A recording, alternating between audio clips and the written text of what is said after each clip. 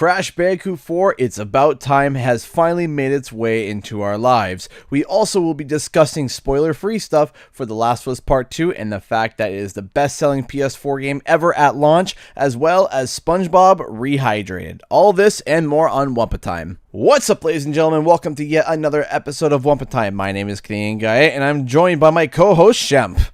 It's me. Hi, everyone. I'm back. We're back. Do you want to know why we were gone? I'm sure you could probably guess. I wonder. It starts with the letter C and ends with rash.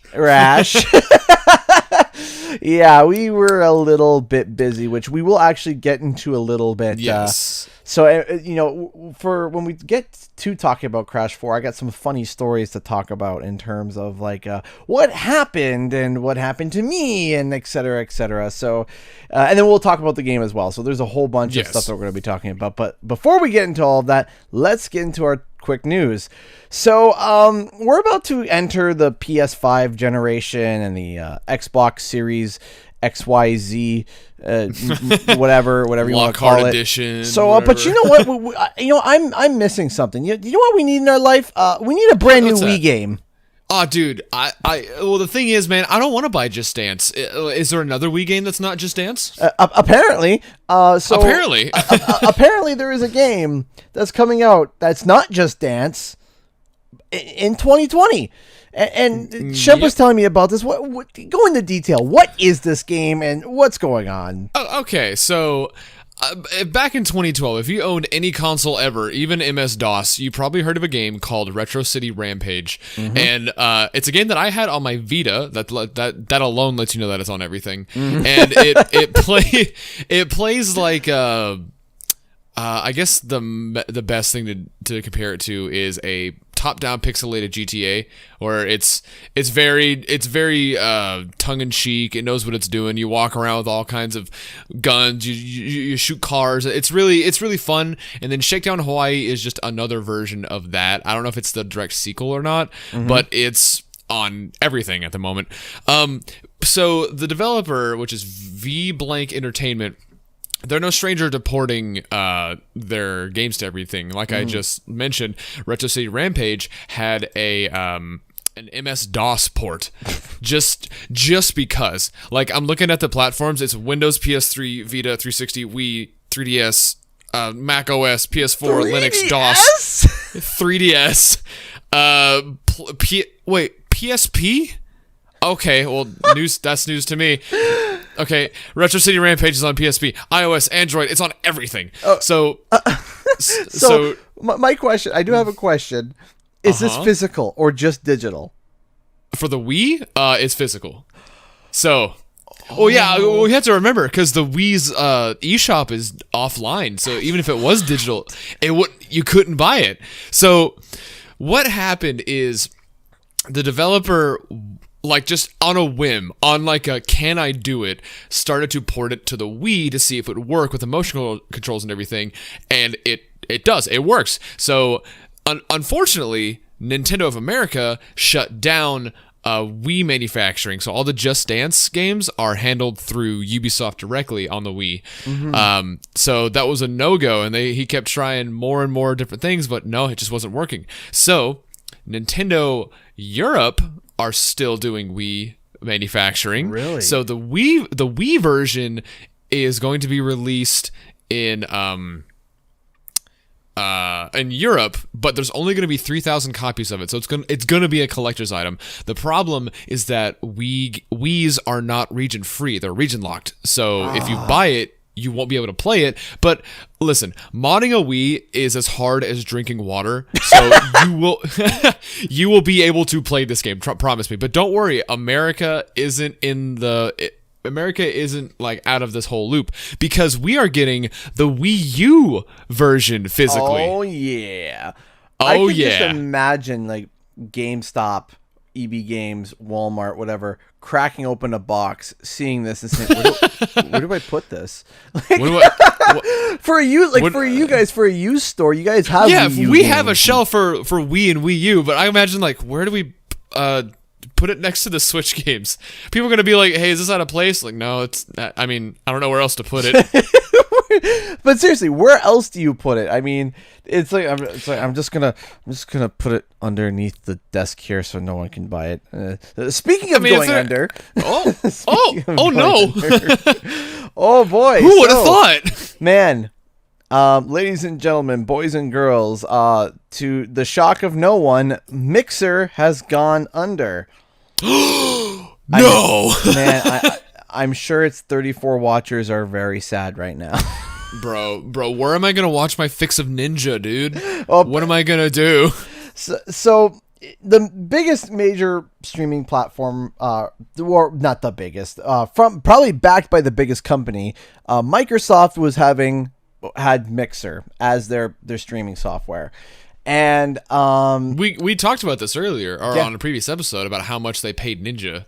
It was a stupid amount of money, and yes, they had them for like 3 years or something like that. Something like I want to say 3. Yeah, I want to say 3 years. They paid them and after 8 months, not even a year later, 8 months later, 8 or 9, the Mixer goes down. You know what that means though? He still has to get paid out for his contract.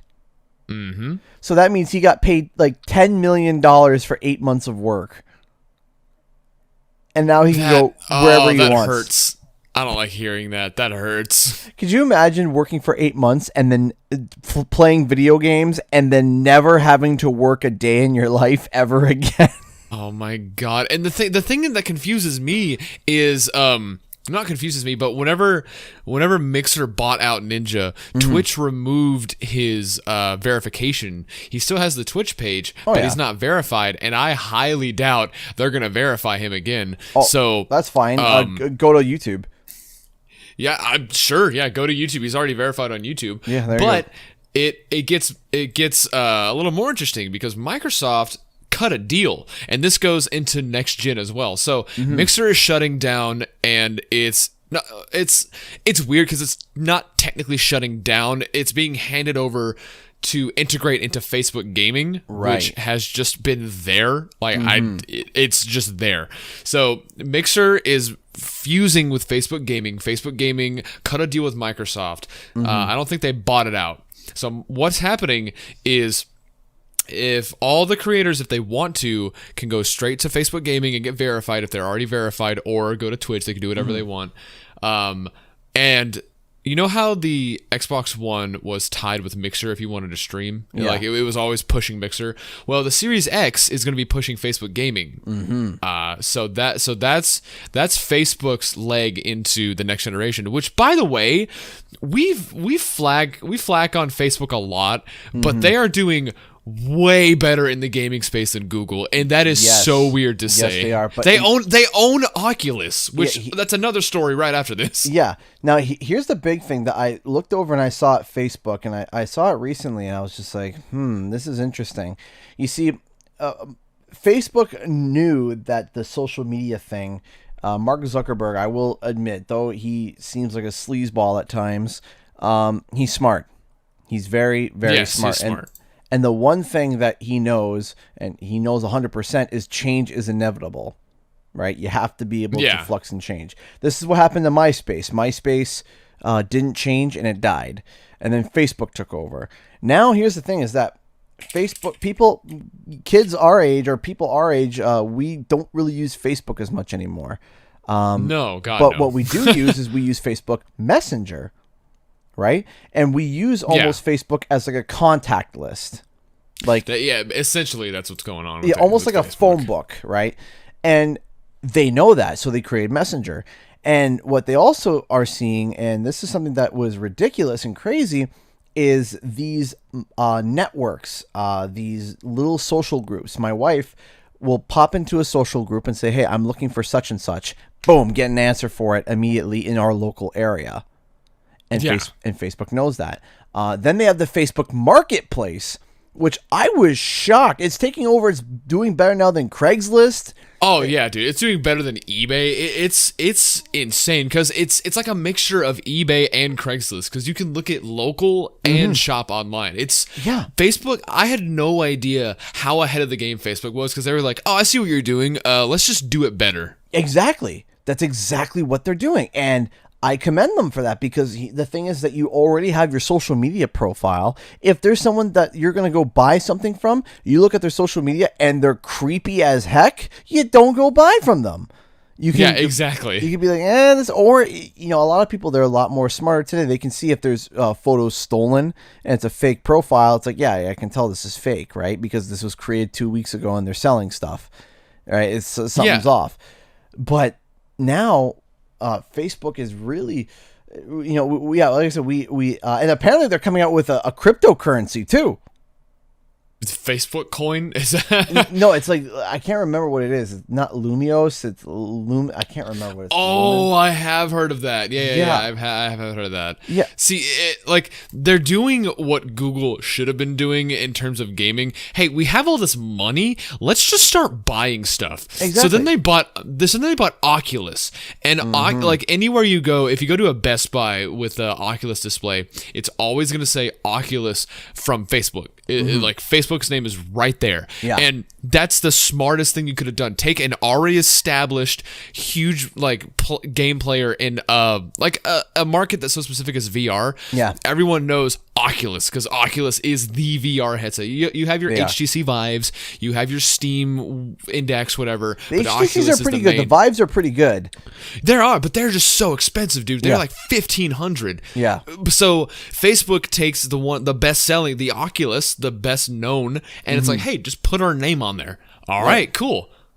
Yeah, they didn't try to rebrand it. They didn't try to Facebook VR or whatever it is. They're just like, hey, it's Oculus. It's like, hey, it's still Oculus, but we're running the show, right? It just lets you know who's the boss, but it's still the same brand. And the three VRs that are most popular, from my knowledge, is the PlayStation VR, the Vive VR, and the Oculus. Those are the three that I always hear.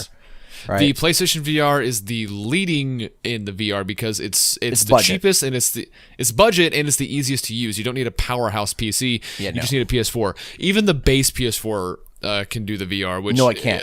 Admittedly, it struggles. No, it can't. It can't? It cannot. No, I'm it has sorry? to be it has to be a PS4 Pro. Are you really? Because I swear I use it on my Uncharted PS4. I was told over and over again, you have to have the PS4 Pro. You have to have the PS4 Pro, over and over and over again, because it runs on my PS4 Pro. Because I remember.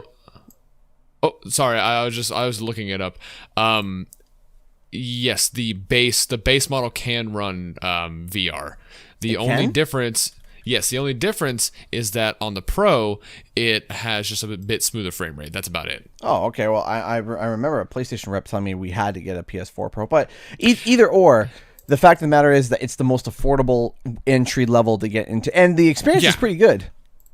Yeah, it's pretty good. Obviously, it's not anywhere near as accurate as the Oculus, but hey, man, it's a easy VR. Now, speaking of having money and just buying stuff, do you remember Ready at Dawn Studios from back in the day, from like 2006? So the only thing I remember them for was Jack and Daxter. So yes, for those of you who don't know, and like you were mentioning, Ready at Dawn, the first game that they ever made was the spin-off of Jack and Daxter, which was Daxter for the PSP. Which was great. Yeah, it was really good. And funny enough, it was founded in 2003 from former members of Naughty Dog, which is funny. But their first game was Daxter in 2006. So they were established in 2003, and then 3 years later they made their first game, which was a Naughty Dog spinoff. So I think the biggest thing that they're known for is the two PSP God of War games, which was Ghosts of Sparta and Chains of Olympus. Now, I played Chains of Olympus, and amazing, fantastic. Yeah. And then they also did the Origins collection, which was those two games on the PS3, remastered, 1080p, 60 frames per second, better textures, yada, yada, yada, all that stuff. Yeah. They did the Order 1886 on the PS4, which is visually stunning, but has the runtime of just a mouse going through a maze. It's just over like that. And then they did VR stuff. Yeah. For the Oculus. And tying back in, Facebook just bought Ready at Dawn Studios to exclusively make games for the Oculus. Now, they could make stuff for other platforms, maybe, but it's primarily going to be VR titles. Right. They've done this series of games called like Echo, I think. They did Lone Echo, Echo Arena, Echo Combat, and then Lone Echo 2, which is coming out in 2020, which is going to be the big Facebook game. And that's weird to think, because Ready at Dawn, I know them for making Sony games. The only other game they didn't make on Sony was the Wii port of Okami, because the OG developers of Okami went under, and they made a physics-based brawler called Deformers for all consoles. I feel like I've heard of it before. I looked up a picture, and it's like a ball made of string or something, and you bash into other thing. It's goofy looking, but that's it. I mainly known them for the Sony stuff, but they haven't made that many games. No, They've they made haven't. like maybe 10 or so. Well, you see, the thing is that the smart thing to do as a business person is that if you're getting into gaming, you don't want to turn around and buy a studio that costs millions and millions and millions of dollars if you're just going to entry level, right? But turning around and finding a studio that you can see their previous work on, see that they're doing good, and see them as but the industry sees them as an underdog, and take a risk and buy them out. Like you said, Ready at Dawn. You said their God of War PSP games were really, really good.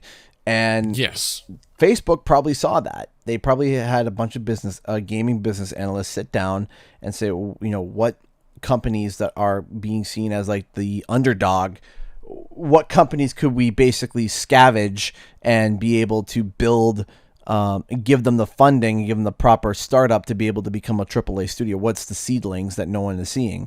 And Ready at Dawn was probably one of them. Yeah, and all of these games, from Daxter up to The Order, all of them have sold extremely well, which really helps the numbers in terms of like statistics. Right. The Order 1886 was criticized because it was so short, but it wasn't a launch title, was it? No, it wasn't. No. It was 2015.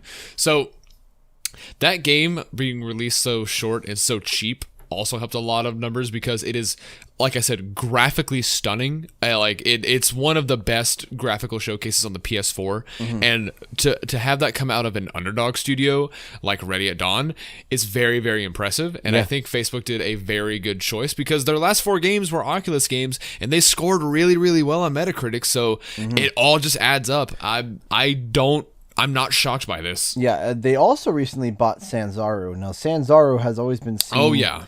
Sanzaru, not that I have a bone to pick with Sanzaru. I feel like that Sanzaru still needs a lot more development, and needs a better team, because the 2 major titles that they've worked on in the past while, they've worked on other titles as well, was Spyro Reignited, and they also worked on the Sly Cooper Thieves in Time. And the way I don't like how they handled Thieves in Time, because there was a whole bunch of content that was scrapped from Sanzaru that put the story at jeopardy, in complete jeopardy, and that's why the game ends the way it does.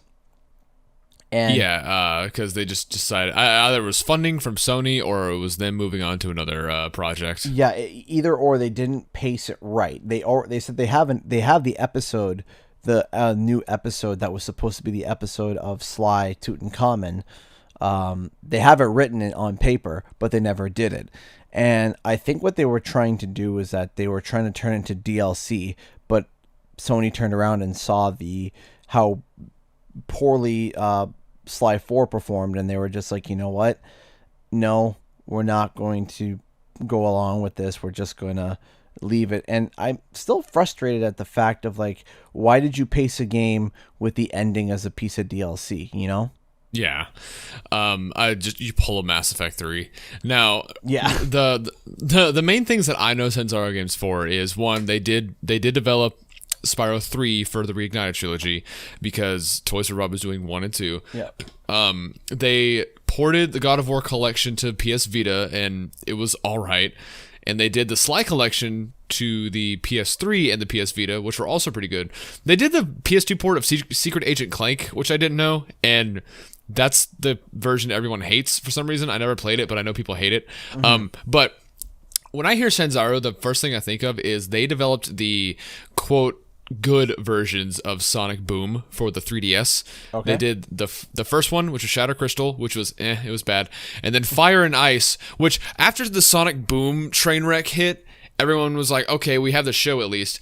And then all of a sudden, another game gets announced 2 years later for the 3DS, and it was Fire and Ice, and it was good. It was better. It wasn't anything to write home about, but it was like, okay, Sanzaru, because there was behind the scenes, and Sanzaru was like, okay, we took the criticisms from Shattered Crystal, and we wanted to make a good game, and then they showed all this behind the scenes stuff on making Fire and Ice, and I was like, okay, I can respect that. That's cool. But the last thing they did was Asgard's Wrath, which was a PC / no, it was an Oculus game, and that game was nominated for a bunch of awards for like best VR game, best immersive game, best control design, yada yada, and it was up on the Game Awards 2019 for best VR game, but it lost to Beat Saber. But Facebook saw the success of that game, and this was their first VR game, and well, no, it wasn't. It was their second VR game. And Facebook saw that, and just like Ready at Dawn, they looked at that, and they were like, all right, we need that. They're established, people know them, and they made a really good game. And they could do that for us. Maybe that's just what Sanzaru will specialize in. Maybe that's just their specialty will be VR. Maybe that's just they need to find their niche, because it sounded like most of the games that they developed went from meh to all right. Like, it was just very... Yeah. They were pumping out anywhere between 5 to 7s out of 10s, right? And when your best is a 7 out of 10, it's good, but it's not, great. Yeah. But speaking of great, let's move into the main piece of news. All right. So, Crash Bandicoot 4. It's about time. It's about time, both ways. Oh, it is about time. I am so happy to be able to finally talk more about this, because leading up into the announcement of About Time was an absolute PR nightmare. Oh my god, yeah. So, just so you know, last week there was no episode because we had to stay hush-hush. Sort of. Very hush-hush. Sort of. Yes. So, I just... What happened was I decided to go media blackout. And the reason why was because... The reason why I decided to go media blackout was that I was under NDA because I had information about Crash Bandicoot 4. And I had it for about a week and a half, 2 weeks before the announcement. And I had known about it. I didn't have any footage. I didn't have anything. I didn't have any footage leading up until like a few days before the event. Probably like 3 days, maybe 2. So the problem was that people, when I had that information sent to me, I was very happy. I was very gracious, but I was under NDA. Now, what that is a non-disclosure agreement, which means you can't talk about the contents of it. Now, here was the problem, was that it was on Thursday or Friday when things started to go really bad. There were subtle things like merchandise got leaked about a week beforehand. That was fine. But then things started to go nuclear about Thursday before the reveal, if I remember correctly. Yes. About Thursday. So, screenshots and... well, the first thing that happened was the Taiwanese ratings board leaked the cover art and the rating and the name of the game, which was Crash Bandicoot 4. It's About Time. Yeah. Now, people were begging me, hey, please talk about this. Please talk about this. And I couldn't because I already knew that information. So when it comes to NDA, I can't talk about it even if it leaks. If it leaked, I still can't talk about it because I know the information, because it's still not 100% confirmed, right? And I can't turn around and start giving out the information. So I can't even talk about it. That's the worst part. Is I can't even talk about it and leave it up in the air, even though I know. So what happened was that then Friday, things just dropped a bomb when screenshots of the trailer leaked in glorious 240p. Woo! Woo! Man, I think you can see Engine's eye, the other one. You can make out the pixel, yeah. Yeah, make out the pixel. It was bad. And again, I couldn't talk about that again. So what I did was I kind of went on a media blackout in general, and it was basically just don't talk. Because I know my channel talks about Crash Bandicoot, talks about these things, and when you're under NDA, you have to be quiet. And so I decided to go on a media blackout to make sure I didn't say anything. Or if I were to stream and act like an idiot, because if I stream or if I'm doing Wumpa time and people are screaming, hey, did you see the Crash 4 leaks. Hey, did you see the Crash 4 leaks? And I blatantly ignore it. People now know I know something. Yeah. And word's going to get out. Either that or people are going to be oblivious. They're going to be like, wow, he's being real mean. Yeah, exactly. It's either, okay, we now know that, CGE has information that he can't share, or, wow, CGE is a jerk. And either or, it's not a positive thing because I can't confirm nor deny it. So that's why we decided not to do Wumpa Time. We decided not to do anything because obviously the biggest news of Wumpa Time, if we talked about anything but Crash Bandicoot during that Wumpa Time, the comments and everyone would just been up in an uproar, right? Yeah, there was literally no way for us to dodge anything regarding this because this was the biggest thing. Because this launched, or no, this dropped the same day as SpongeBob or the day before. Before SpongeBob, it released when the embargo opened. The embargo for SpongeBob lifted. So yeah, this announcement overshadowed everything regarding SpongeBob. Yeah, and then. After everything was settled, the SpongeBob stuff started to catch back up. But it was a huge hit for anyone that had the SpongeBob embargo. But Crash 4 getting announced swept everything. Even so. Oh yeah. The thing is, oh my God, the PR nightmare of Crash 4. Yeah. There are theories of why or what happened. Yeah. So. Can I talk about it or no? Yeah, I'm about to say. I don't know if you wanted to talk about it, but if you want to, go ahead. So just, a quick theory. We were looking around and was wondering, hey, where did this come from? Where could this have leaked? And there was something that people were noticing, including myself, and it was they showed the quote-unquote the release date, the Crash Bandicoot 4. It's about time.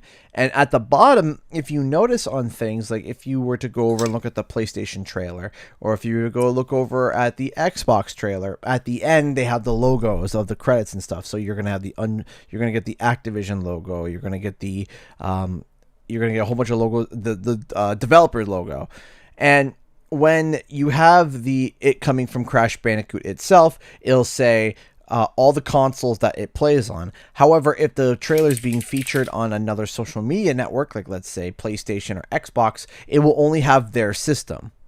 So yes, if you saw the trailer on PlayStation, it'll say at the end, PlayStation, Activision, Toys for Bob. That's it.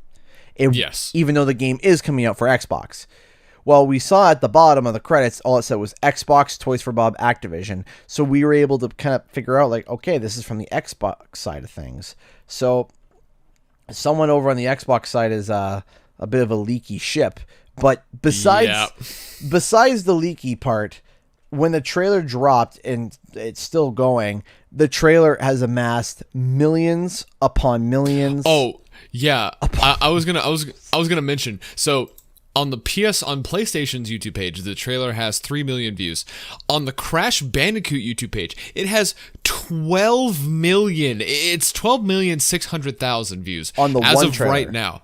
On the one trailer for the Crash channel, not PlayStation, which you would figure that would get more views, but no, 12 million, and that should tell you alone, how in the current gaming space Crash is. It's amazing how a decade-long hiatus will jumpstart anything Crash. I personally, I hate to admit it, but I personally did not believe Crash would be getting any sort of Mario success, because I see Activision is oh, we have our Mario, let's start treating it as our Mario. Yeah. And it looks like that's what's happening, because the thing is, you think of Mario on Nintendo, you think of Crash. Crash is Activision's Mario on every console. Yeah. And that's a big step forward, because Sega had Sonic, but Sonic's been through hell and back. We all know this already. And Crash has been on a steady climb up, and this game is no exception. Now, I would like to mention, speaking of the trailer, I went to the Crash trailer, and at the very end on the Crash channel, where it shows all the consoles, it shows PS4, and then it just says Xbox, and then in brackets it says Xbox One and Xbox Series X. So they specify. Yeah, it's smart delivery. So, well, no. So I'm thinking that it's. I don't think there's going to be a Series X version because then we would see PS5. Right. If it was smart delivery, that means we would have a Series X version. I'm thinking this is going to be like they're already telling you, hey, this is backwards compatible on the Series X right from the get-go because we made sure it was. Yeah. And Sony told everyone, hey, if your game's coming out if your game's being published on the PS4 from this point on, it has to work on the PS5. So that's a given. You don't have to promote that. If it's released from now until the PS5 or until the PS4 is discontinued, it will work on the PS5. Yeah, wasn't it like any titles released after like June or July or something like that? They said that it will have to be optimized for the PS5 as well. Yes, and I feel bad for a lot of small developers because they're also going to have to buy a PS5 dev kit. Yeah. Because we were talking about this at work, and there is no way Purple Lamp Studios bought a PS5 dev kit for SpongeBob. They were like, it's Unreal, it'll work, it's fine. Basically, but I kind of want to talk quickly about the way the game looks and the way the game is being treated and the way the game is like you said. It's being treated like Activision is now seeing Crash Bandicoot as their Mario. We're seeing a Crash Bandicoot app, a mobile game.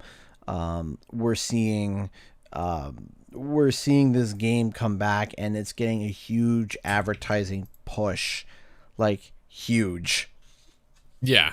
And to see Activision get behind a title like Crash Bandicoot and give it the time that it needs is incredible. Now, there is something that I'm going to be covering in a video about because this is something that's really cool. I don't think Vicarious Visions is helping at all or very little with it. No, I think this is all Toys for Bob. Nope. If anything, oh really? Nope. No. There's another studio on board. And this was something I was a little bit shocked by. So if you go to the Crash Bandicoot website, and you go specifically to all the different, because if you go, there's a drop-down menu. You get Crash Team Racing, Insane, and 4, right? If you go to Insane, you scroll down, you see all the studios that worked on it. And you're going to see Toys for Bob, Iron Galaxy, everybody that's worked on it. But then if you go to CTR, you're going to see Beanox, and you're going to see, that's it. That's all you're going to see is Beanox. And just Beanox. If you go down to... if you go to Crash Bandicoot 4 and you scroll down, it says Toys for Bob and Beanox. Whoa, hold on. It says. Oh, never mind. I got really confused. Yeah, the homepage will say Toys for Bob everything. and Beanox. Yeah, that's why I was like, whoa, everyone's working on it. Yeah, no. Toys for Bob. I'm wondering if Beanox are just working on like ports, like future ports. I don't know, but I mean, it sounds like that they're helping being the support studio for Crash, and also it's been confirmed it's on the Unreal Engine. It's been confirmed. Yes, I'm as you can probably tell because like this is reignited. Yeah, art it's style. Totally the reignited aesthetic, and my personal opinion, and I'm placing my stake now on this. I love the new design. I love it. Oh yeah, I love it. So that's something I want to talk about too. But first off, before I get into the design, I would like to mention that we discussed this before, and this is just for other people that are wondering. If anyone's wondering why they didn't announce a Switch version or a PC version, because like there's literally no reason this should not be running on the Switch. First off, it's Unreal. That automatically you can run on the Switch. This game is not graphically demanding. This looks less demanding than Spyro, and my point was, I think Activision is playing it safe because the Switch is known for getting data mines on the eShop. Oh, gosh. People have known about Smash characters and when new games are coming up.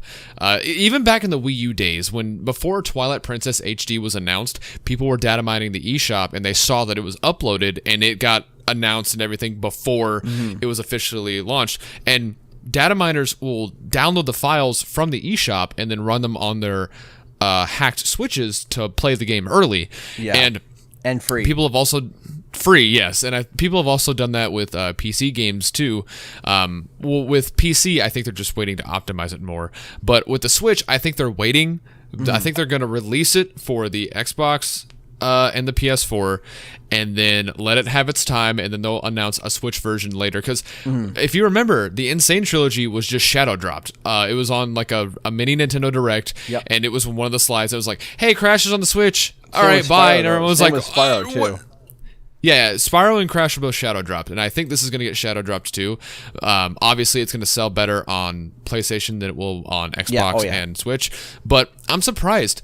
There is no PS4 exclusivity deal with this one. It is launching on PS4 and Xbox at the same time. Yeah. Now, there's no exclusivity in that deal. I got a feeling that, which I wish I mentioned in my video, they're having this pre-order bonus where not pre-order bonus, if you buy it digitally, you get the totally tubular skins.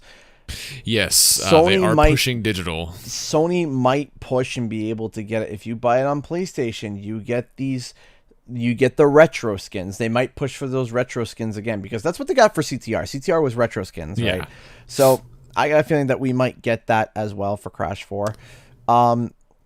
It looks good. I'm very confused. I'm looking at the ESRB rating and it says E10, cartoon violence, language, comic mischief, alcohol reference. Does Crash get crunk? Does Crash get crunk? Oh gosh, or meets crunk. You have to think there's pirates. So you're right. Yeah, okay, that makes probably sense. rum or something. But there is apparently mild language. Yeah, what? Crash is gonna drop the F-bomb. That's gonna be his first word. Mild. Mild. Yeah, mild. He says it once. That means it's mild. We're probably gonna get the "you damn bandicoots" or something like that, and then like, oh no, he can't say that. Oh no, can he say that? Did he say that?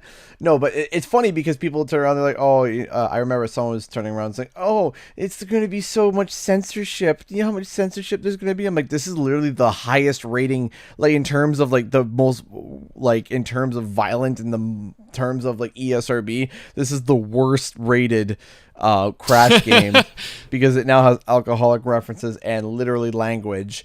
So I mean, don't worry, parents never pay attention to ESRB. I always have to call them out on it. Oh gosh.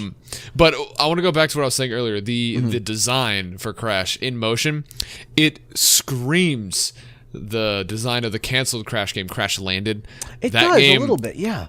Yeah, so I'm sure you've seen the footage of Crash Landed in motion. I made a video about it. Yeah. It looked really good. It looked really good in motion. It looked like an animated movie, and so does this one. This one looks like Crash Landed if he was slimmer and had just the tufts of fur on there. But if you look at the more I look at it, if you look at gameplay footage, whenever Crash is just standing, he looks more like the PS1 model. Yes, because he's like hunched over and he has like the wide shoulders and arms, and he's like the shuffle he's like back crouching and forth. down. Like and whenever when he's looking forward at the camera, he's looking down like the original Crash game was. Yeah. It's like a modern take on the classic design, which you could argue is Insane, but Insane was literally a translation of that model to current day. This is an adjustment. Yeah, well, what they said was when I did the interview with Toys for Bob, they said that they looked how they designed Crash was that the first thing they did was they took his silhouette and his shape and they put it, then they set it aside. Like, okay, this is his shape. We have to make sure that we follow this silhouette and this shape. And then what they did was that they went to Naughty Dog and they asked them, what was your inspiration? What was your inspiration that created Crash Bandicoot? And they said, oh, at the time it was Looney Tunes. And okay. So what they did was that they said, okay, so they looked up the artist. The main artist of Looney Tunes was Chuck Jones. And they looked at his style of animation. They looked at his style of models and stuff like that. And they said, okay, so let's take this silhouette. Let's take this Chuck Jones. Because the thing is that back then, the Crash Bandicoot was inspired by the Chuck Jones look, but they were limited by technology. Now, what if we were able to do that again, except not be limited by technology? What could we do now? And in my opinion, you get this expressive, this crazy, like if you go through the trailer and look at all of Crash's different emotions, you have everything from brave to happy to terrified. Like, I haven't seen Crash look terrified like the way he does in the trailer at the end when he sees the giant spirit rip the arse apart. Dude, that was super expressive. Yeah, he's like nope, like that was full on Looney Tunes, literally. And you couldn't do that with the Insane model. The Insane model is too stiff. It was very restrictive. It was trying to be, because the original model was stiff too. The expressions were very one note, right? And they were trying to be as faithful as possible. And unfortunately, that's what happens when you have something like that. Mm-hmm. You try to be as faithful as possible, and you have limitations. Now, the screenshot that you use for your thumbnail, where he's like shocked with his ears up and everything, like, looks like a completely different character. His model it doesn't look like Crash, but that just shows you how expressive it is. Right. Also, real quick, just as a bonus, I didn't know about this because I didn't promote this, but apparently if you pre-order the game at GameStop, you get a Crash 4 hourglass. Yes. Like, I had no idea. I was like, out of curiosity, I was like, oh, GameStop usually gives stuff for it. Let me look. It's just a little plastic sand timer with Crash 4 on it. That's cute, I guess. Yeah, so better than nothing. Go to GameStop. Yeah, I mean, it's better than nothing. I mean, it's better. It's way better than the Spyro thing with those stupid eyes. Oh my gosh! The huge eyes. It broke too. Like, if you looked at it wrong, it snapped. I mean, it was so bloody delicate. It was ridiculous. But here's the thing. Here's the problem. I could talk about Crash Bandicoot for another. I mean, this is what I do full time, basically. I talk about Crash Bandicoot. So I could talk about Crash Bandicoot for another hour and a half. But we got two other subjects we got to get to.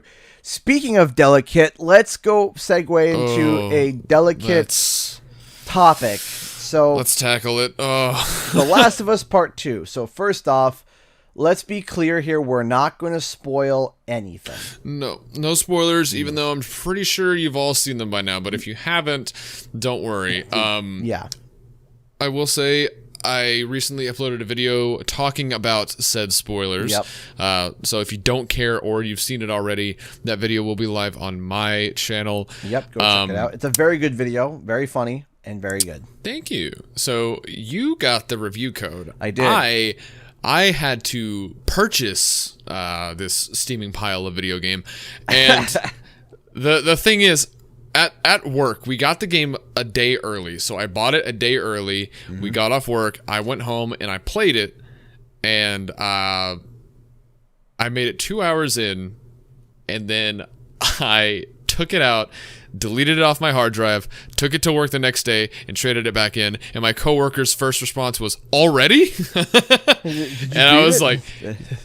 It's like, dude, I don't need to. Yeah. Me and my fiance were playing it, and we were both just so distraught. And then you called me and explained the rest of it, and I continuously lost my mind. No spoilers, but it's so stupid. It's stupid. So the first things first, we're not talking about graphics. Graphically, 10 out of 10. Next generation. Oh wait, did we establish it's Last of Us 2? It's Last of Us 2, by the way. Part 2. I don't think we said that. Yeah, part 2, not 1, 2. So graphics, 10 out of 10. Audio, 10 out of 10. Gameplay, 10 out of 10. Everything for me personally was a 10 out of 10 until we hit the story. And I feel like this is where it falls very much flat for me. It falls flat. Now, on top of the story, this is something else that I kind of want to share, and I might actually make a video talking about this, or I don't know if I can or not, if I might get in trouble, but this was, and this is not even looking at the content of the game. This is just the game itself, or the review experience itself. This was probably the worst experience in reviewing a game I have ever had. Oh God, yes. After everything you told me, I had a headache from all the restrictions that you were put under. Right. So here was the thing. This is not even looking at story. It could have had a 10 out of 10 story, and this still would have been the worst review experience I've ever had. So let's get that in the clear first. This could have been the best game I have ever played ever in my life, and it still would be the worst review experience. Because normally when you get a review code, you get the embargo, you get the embargo saying, hey, don't post or release anything until this time and this date.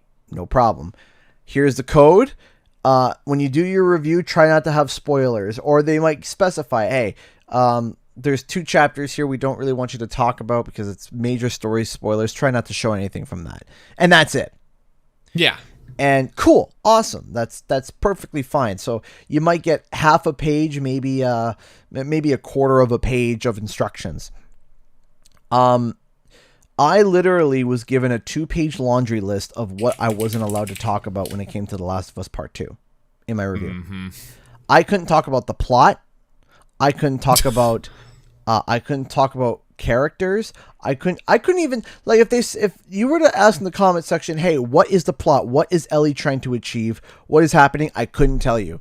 I don't know. I You got me, man. I wouldn't be allowed to. And here was the problem. And I was like, okay. And at first I was like, okay, this is a really big laundry list. This kind of sucks. But whatever. It's a laundry list. I'll try to deal with it. And as I was playing through it, the problems that I had with the game was what I couldn't talk about. They also specified you couldn't record your own gameplay, yes, right? that was the biggest pain. The biggest pain in the neck was I wasn't allowed to record my own gameplay. Now, you guys know me. Whenever I talk about something specific, a specific action, I want to show it to you guys because I don't want to be talking out my butthole here. I want to, if I tell you, hey, there's a problem with the game, here it is, here is what happened. I want to show it to you. I remember I thought I was going to get thrown off the Ubisoft team, but somehow they kept me on. I did a Far Cry review. I did a review of Far Cry New Dawn, and all the deer's AI was ridiculous. If you stood close enough to it and you fired your gun once, it would just run in circles and glitching through trees and stuff. And I recorded it and I made a joke out of it. I have it running onto the Benny Hill theme, like. Yeah, you have a right to talk about that because that's your experience. Right. You're not being given the code to be like, it's amazing. Right. You're reviewing the game. They're giving you the product to review. Right, exactly. And I recorded it and I'm like, yeah, it's glitchy. Guess what? Here's a glitch. If I'm going to tell you it's glitchy, I want to show you said glitchiness. If I want to say, hey, I really like this aspect of it, I want to show you it. If I think I don't like this aspect, I want to show you that aspect. I was not allowed to capture my own footage. I wasn't allowed. And to make it worse, the footage that they gave you, you couldn't download because... Well, I could download, but it was like, oh, do you want to download the whole folder? I'm like, yeah, I want to download the whole folder. They're like, yeah, that's 600 gigabytes. And I'm like, yeah. What? Yeah, I'm sorry, what? 600 gigs. And I'm like, why? And I go through, and it's because it's all in 4K. And I'm like, no, I don't want 4K. You don't need 4K. It's a YouTube review. I don't need 4K. So then I'm like, all right, well, do you have just like generalized B-roll? Because the Activision will do that. Activision will send you B-roll for you to use if you want to. Like, here's 10 minutes of B-roll. We're just playing the game for 10 minutes at 3 different parts. Enjoy. And they'll just say, hey, use that if you want for your review. Or you can record your own gameplay. Whatever. You can choose whatever you want. No. You have to choose specifically and pray and hope that the file that you download has the thing that you're talking about in it. Yep. After like hours of waiting, it's like, well, that wasn't it. Yeah, Try to do it again. Yeah, it's like, well, that wasn't it. Yeah, let's download it again. So I couldn't capture my own footage. I couldn't talk about my problems with it, and it made me realize, I was like, man, this feels like what they're doing is that they're like, hey, it literally translates to me, hey, tell us how good our game is. That's it. Yeah, that's it. It wasn't give us a review, it was tell us how good our game is. Because here's the thing, is that if I'm allowed to talk about the graphics, if I'm allowed to talk about the combat, if I'm allowed to talk about the acting, if I'm allowed to talk about the music, if I'm only allowed to talk about that, the game's a 10 out of 10. It's a technical masterpiece. But if I can't breathe anything about the story, how can I tell you that the story falls flat if I'm not allowed to talk about the story? How can I tell you whether or not it's worth it if I physically cannot tell you? Exactly. And to put it in perspective, I got a review code from THQ Nordic for SpongeBob Rehydrated, and their embargo was, hey, the game releases on the 23rd. Your video can go up on the 22nd. If you post about it, use these hashtags. That's it. Here's a character brief. There you go. That's it. They didn't put any restrictions. There wasn't anything. It was just, here's the code. Here's the date. Go nuts. Now, I'll give you an amazing thing, which I think a lot of people were really, really, really shocked by. I had less restrictions than Square Enix had for Final Fantasy VII Remake. That's... Oh, man. I like the Final Fantasy... Oh, sorry, I meant Final Fantasy VII Remake had less restrictions than The Last of Us. That's odd. That's really weird. And you know what? Their restriction was, hey, don't post after Chapter 17. That's it. That's it. That's it. Just very, very chill. Yeah, very chill. And this is Square we're talking about. This is the people that copyright music that if you whistle Aerith's theme, if you fart the victory fanfare, okay, they'll copyright you. I'm not joking. Oh, man. Like, you think I'm kidding, right? Now, this isn't a Last of Us bashing party. Let's rewind. The Last of Us Part 2 is become the best-selling PS4 game ever at launch, selling over 4 million units. 4 million. Which beats Spider-Man, which beats God of War. I think Spider-Man's was like... No, the big thing is that it beats Uncharted 4. That one was massive because that one was a pack-in title. Right. Which makes it even a bigger seller. Right. And the fact that it beat Uncharted 4 is insane. And I did not expect that. But I should have seen it coming because at work, at our store that our shipments of that game are 20 at a time. Yeah. And we sold out twice in just our area. Yep. Most of the games have been sold from us, and we just got our third shipment in today. And when I saw it come in today, I was like, "Oh man, There you go. man, I don't want to sell this." Well, have you had any returned yet? Yes, we have.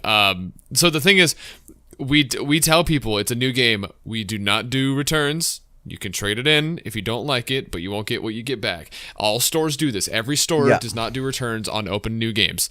And we have a regular who comes in there. He's a super cool guy, and I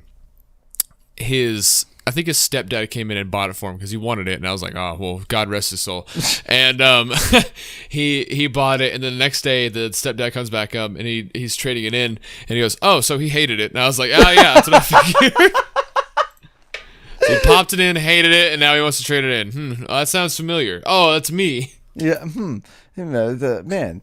And exactly, that's the problem. And here's the thing: is that, and again, I'm gonna plug your video again. Shem's video about this was amazing, and it hit all the notes that I wanted to hit, especially regarding connecting to The Last of Us Part 1. And you know, it's another really good review to go check it out is Beat 'em Ups. Beat 'em Ups did a really good review on The Last of Us, where I felt like he wasn't on the hate train. He was just genuinely giving his opinions and thoughts about it.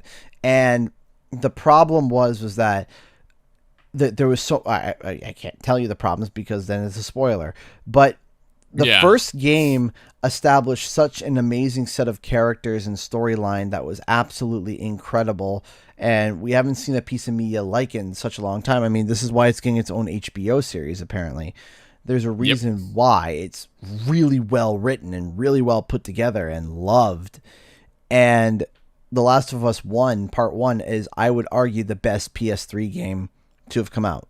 I would argue that. Yes, I would. It is not only is it a technical marvel, it is just a really solid game story wise and gameplay. You could argue, oh, it's kind of stripped down, which I understand that, but you're playing it for the story. You're playing it for the presentation. Exactly. And my biggest problem, this isn't a spoiler, but my biggest problem is that it makes these already established characters completely idiotic just for the sake of plot. For a plot segue. I will say, like, Part 1 Joel and Part 2 Joel are completely different characters, and it shows. Oh my God, does it show. And not by character development either. Not in the sense of like, oh, they change as a character through development. It's... Now, what development? There was no development. It was it was like, oh, the story calls for this to happen, so he needs to be an idiot just because. Right.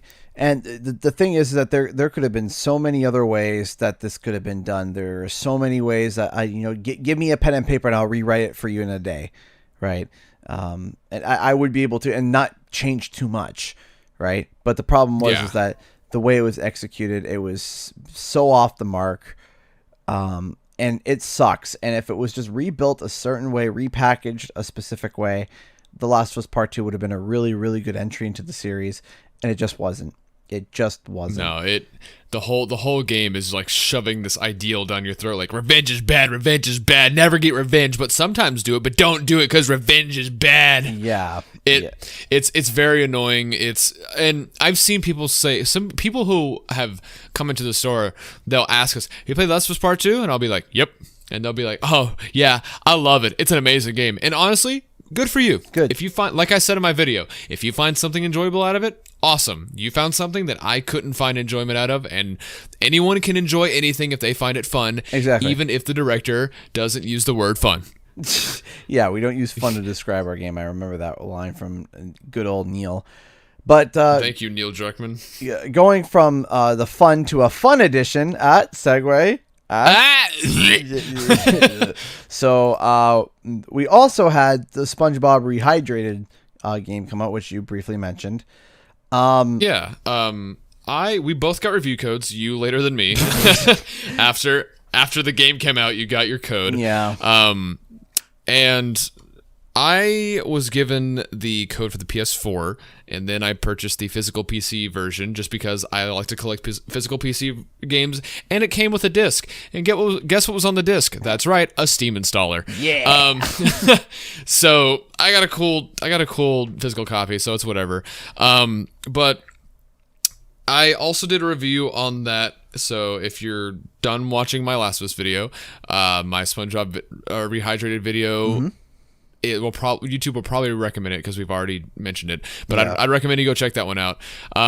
I said it was fun. It's a harmless platformer. It's a product of its era, and its era was early 2000s platformers, which was kind of like the golden age.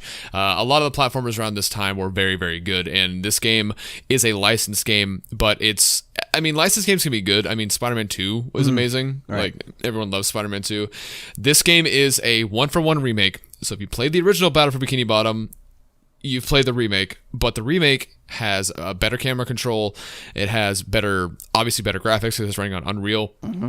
And my biggest problem with the original is that the colors were very, very washed out. Yeah. I had no idea why, but it was very, very muted.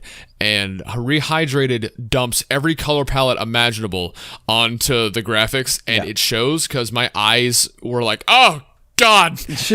But it's very bright. It's very colorful. The presentation's really well done. These 3D models of these characters are very, very well done. Mm-hmm. I could tell Purple Lamp Studios put a good amount of work into it. I could tell they were trying to do what Crash and Spyro did, but they just didn't have the time and the budget. And knowing THQ Nordic, they probably had like a third of the time they thought they had. Yeah.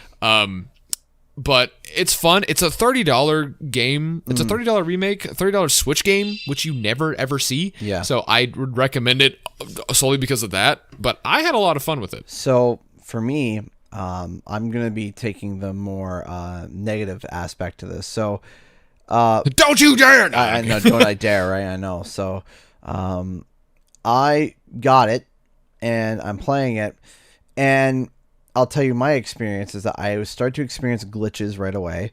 Audio glitches, especially, that was one where SpongeBob kept saying the same line over and over and over and over again. Oh, yeah, okay. So you didn't specify the glitches. I thought you were talking about, like, you were clipping through the world and stuff. No, I got that too, and that's just I got annoyed by that, and I was like, the entire time I got these things, I was like, classic Unreal. Yeah. Classic Unreal. Or, like, the signs would, like, do an animation reset. They would snap to position 1.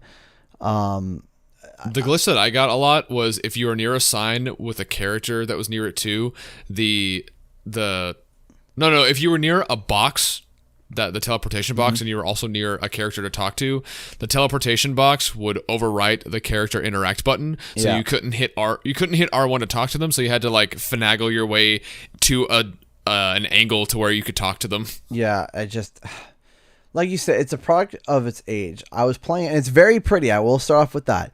It's very pretty. I'm running through it. I'm like, yeah, this is a very, like, I see the colors, the particle effects. It's very well done. It's very pretty. But I feel though that as I'm playing it, it feels for better or for worse, like the original. But unfortunately, I feel like even Crash and Spyro innovated their gameplay a little bit. They changed it a little bit. They made it smoother. They made it a bit easier. Like I find it's easier to do some tricks in the Insane trilogy than I can in the original Crash. Or same with Spyro. There's different jumps and different tricks that I really enjoy. I very much enjoy the Reignited. And even Medieval. Medieval had some camera issues at first and some frame rate issues, but they released a patch literally right away, and they fixed a bunch of issues. I don't know. I feel like Rehydrated, not the game itself, like the color, not the work that Purple Lamp did. That's the first thing I want to say. It's not the work that Purple Lamp did, but I feel like the game itself is very mediocre. It's just, right? It's a new coat of paint with no new audio. It's stereo now. The audio is now stereo. I'm not amazed by it. I know it's only $30, but it's $30 American. It's like $40 Canadian. Which is $13. Which is $13 less than Reignited and or Insane or CTR. Yeah. And also Medieval too. Medieval was dirt cheap too. Medieval was like $29.99 Canadian. So yeah, same here. It was also $29.99 US. Yeah, so it was Medieval was dirt cheap. I felt like with like Medieval too, they added the Souls mode. Do you remember that? The different Souls the over the shoulder thing? No. The Souls thing was when you beat the game, you could release a bunch of souls, and there was an end game. Oh, I thought you were talking about like Dark Souls. I was I guess. No. They're going and collecting the souls. They added some form of an end game to it, and I feel like couch multiplayer isn't really not necessarily it's a bad thing, but like I just wish that there was more to it. There was more to Rehydrate because it feels very mediocre. I will say this, that while I was playing it, my wife was watching me. She actually left the room. She said, I got bored. And my wife herself said, she goes, I just got bored. It just didn't, it looks pretty, but for me personally, I'm not a fan of it. I'm going to try to finish it when I got spare time. But I'm also thinking, what's the point? Because last time I made a video talking about my concerns about it, saying that there could be problems. I was like mobbed. Oh yeah, dude, me too. Yeah. Oh, dude, when I ripped into those collector's editions and everything, people were so upset. Oh. And I was like, really? Like, yeah. Like, is there a reason to defend this? But people bought it. I don't know why. Yeah. And people bought it. And last thing before we wrap up here too is that I got me and THQ Nordic aren't exactly simpatico. Not Purple Lamp. I have all the respect for Purple Lamp. Really, I do. I'm not, for people turning around saying you're disrespecting the work of Purple Lamp, I'm not. I am not disrespecting their work by any means. I'm going on record, and I'm going to say it over and over again because I know people are going to throw it in my face. I have no disrespect for Purple Lamp. THQ Nordic, on the other hand, treated me very poorly when I went to PAX. Treated me when I walked up, I said, hey, do you guys have B-roll? They said, yeah, we do. And I said, could I get like your card to be able to get it? They said, yeah, sure, you can go find it on the internet. Oh yeah, you can get it, just go look for it. Yeah, they literally told me go look for it on the internet. And I'm like, well, yeah, obviously I can find it on the internet through YouTube and stuff, but that's all compressed. I want nice footage, and all it is. And then they said, okay, sure, and they gave me media access, and they blocked me from getting any footage. I couldn't get it. I couldn't get any footage. All I got was pictures. And they were all pictures that were already all released. All the pictures that we saw from Steam and the trailer. And the trailer was the I'm ready. That trailer. Oh, the 15-second one. Yeah, they gave me that, and I'm like, no, I want B-roll. Okay, cool. And thanks. They told me go find it, go fetch. So I was like, all right. So and then I tried contacting them through email 3 times. I never heard back from them.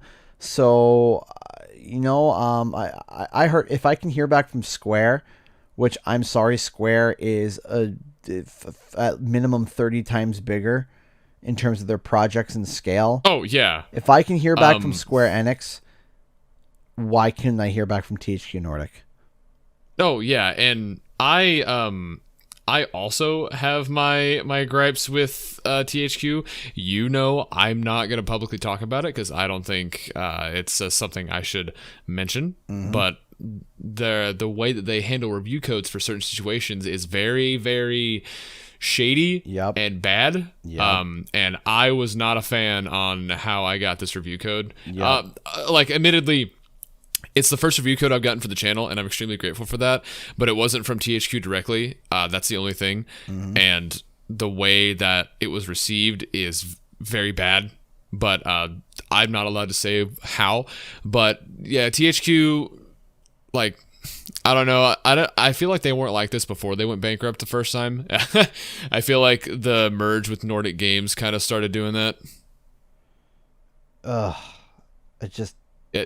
It's weird, but yeah, the videos that we mentioned, the Last of Us and SpongeBob one, I'm sure YouTube will recommend them.